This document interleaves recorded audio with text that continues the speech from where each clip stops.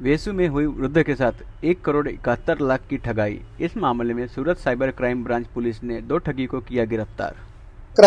Cyber crime cell દ્વારા છેલ્લા 3 માસમાં અલગ અલગ અનેક ગેંગો પકડવામાં આવી હતી, જેમાં ભારતમાં સૌથી વધુ ગુનાઓ 1800થી વધુ એનસીસીઆરપી પોર્ટલ ઉપર, જેમાં 800-900થી વધુ બેંક એકાઉન્ટો મળેલા હતા અને એનસીસીઆરપી પોર્ટલ ઉપર 1800થી વધુ કમ્પ્લેન્ટ રજીસ્ટર થયેલી હતી, જેના ઉપર 300થી વધુ ગુના દાખલ થયેલા હતા. એવી ગેંગ પકડવામાં આવી હતી. ત્યારબાદ ડિજિટલ એરેસ્ટની એક ગેંગ પકડવામાં આવી હતી, જે તાઇવાન સાથે બેસી તાઇવાનથી ઓપરેટ કરતી હતી અને એમાં પણ અંદાજે 100થી વધુ ગુનાઓ રજીસ્ટર થયેલા હતા. અલગ અલગ વધુ સાયબર ક્રાઇમ સેલ દ્વારા અલગ અલગ 3 ગેંગો પકડવામાં આવી છે, જેમાં 10 લોકોને અલગ અલગ જગ્યાએથી અમદાવાદ, સુરતથી ધરપકડ કરવામાં આવી છે અને ઇન્વેસ્ટમેન્ટ ફ્રોડ અને ડિજિટલ એરેસ્ટના અલગ અલગ ગુનાઓ શોધાયેલ છે.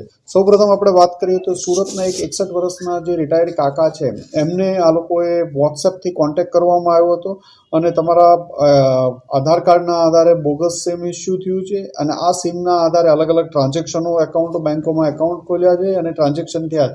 એવી રીતે ડરાવી અને અંદાજે 15 દિવસ સુધી વોટ્સએપથી અલગ અલગ ટાઈમ ઉપર એને ડિજિટલ એરેસ્ટ કરવામાં આવ્યા હતા અને એમની પાસેથી 1,71,00,000 જેટલી રકમ પડાવી લેવામાં આવી હતી.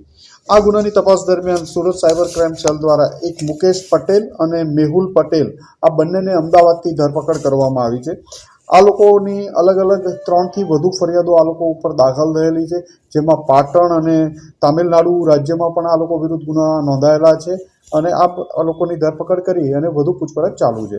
આમાં 8 લાખ જેટલા એકાઉન્ટમાં પૈસા ફ્રીઝ પણ કરવામાં આવ્યા છે. એક અન્ય કેસમાં વાત કરીએ